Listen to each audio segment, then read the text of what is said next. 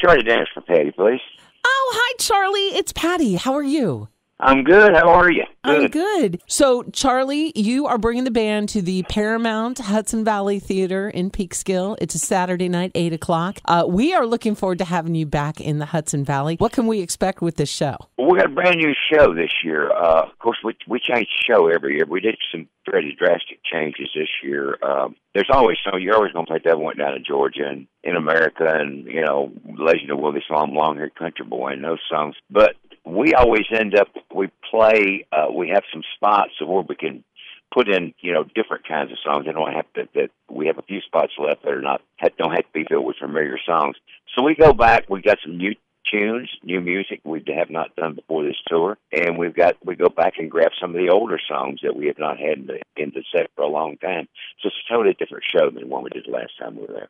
Well, and I'm going to assume this is because you've got 45 years of music to play us. And 50 albums.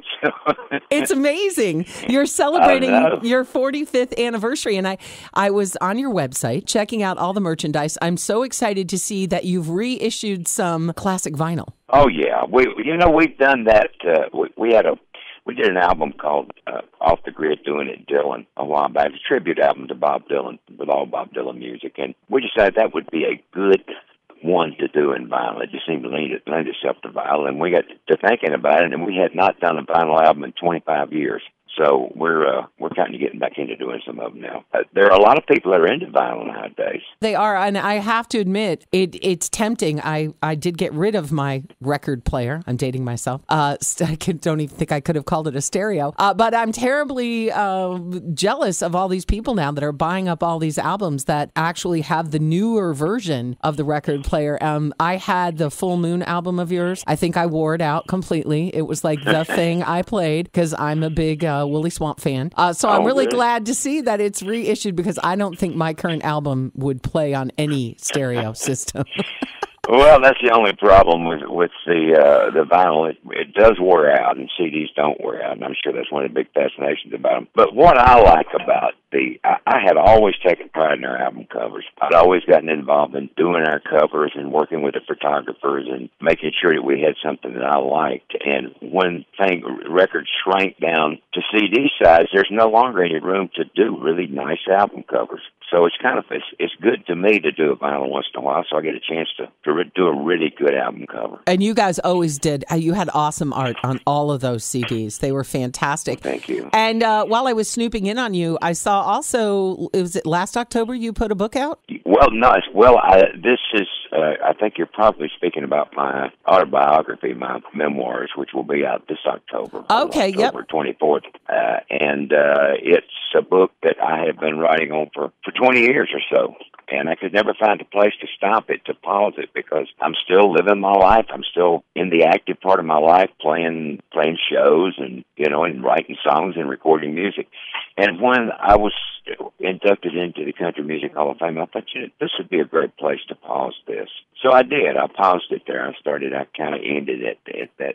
So that was like in 2008. You paused it like in 2008? No, I was inducted into the country. I was inducted into Grand Ole Opry 2000. I was inducted into Country Music Hall of Fame just last year. So anyway, I took it up to there and dropped it, and so we've got it coming. It's called Never Look at the Empty Seats, and it'll be out 24th of October. Well, I'm looking forward to that because, like I said, I love the title. Well, thank you. Never look at the empty seats. I totally agree. But I can't imagine there's ever an empty seat at your shows. There is. No.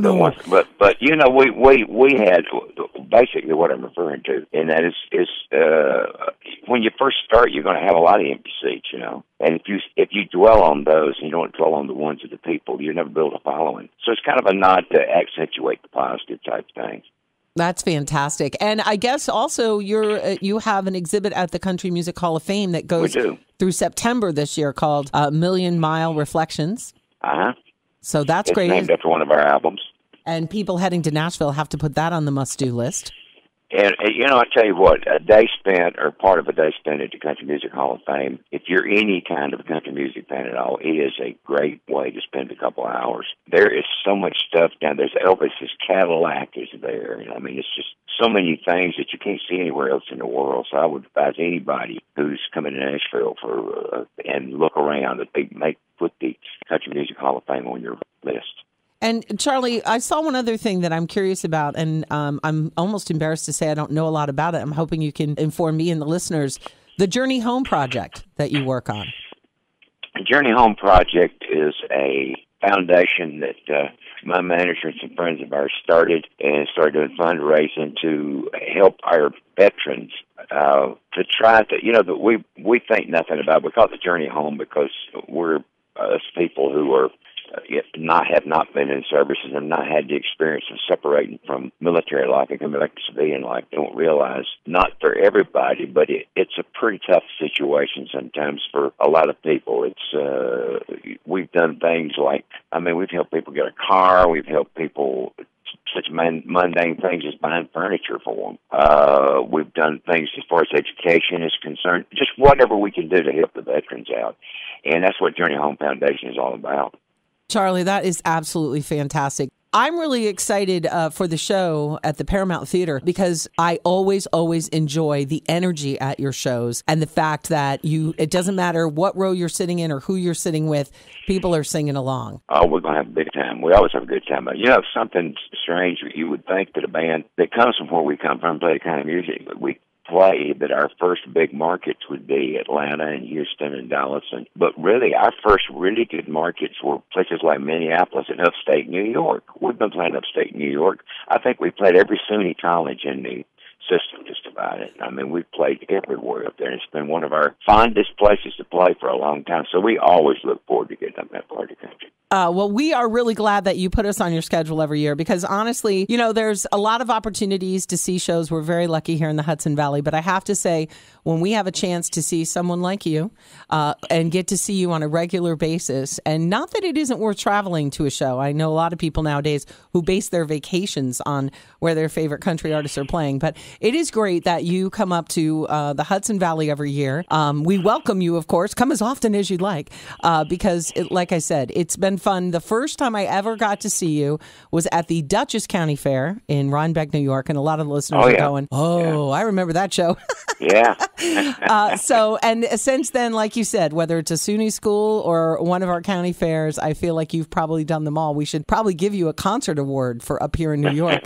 Get all the county fairs and everybody together and be like, yep, Charlie was here. You'd have plaques all over the Hudson Valley. So. Well, we thoroughly enjoyed it. We're looking forward to playing for you folks. It was rumored that you were a Tennessee person. Is that true? I am. Are you? You're from Clarksville? Is that right? I am. Well, I was born in Clarksville, and I always joke that I circled back around to my roots. All my family is from Kentucky, and it took me until I met my husband, who's from Memphis, to get back to Tennessee.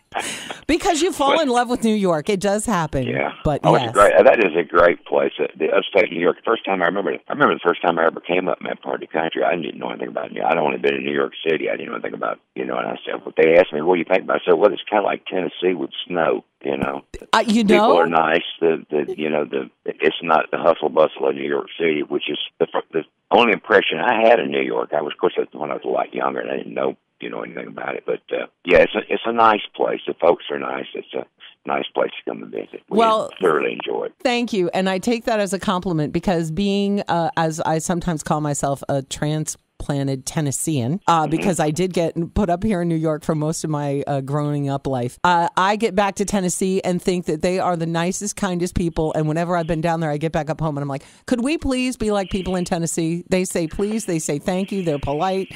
Can we just take a breath? Because sometimes we can be a little, New Yorky. So thank you. We all can be. Thank you for comparing us. And yes, Tennessee does remind me a lot of the Hudson Valley, and I'm glad that you feel like you're at home when you're up here. That's fantastic.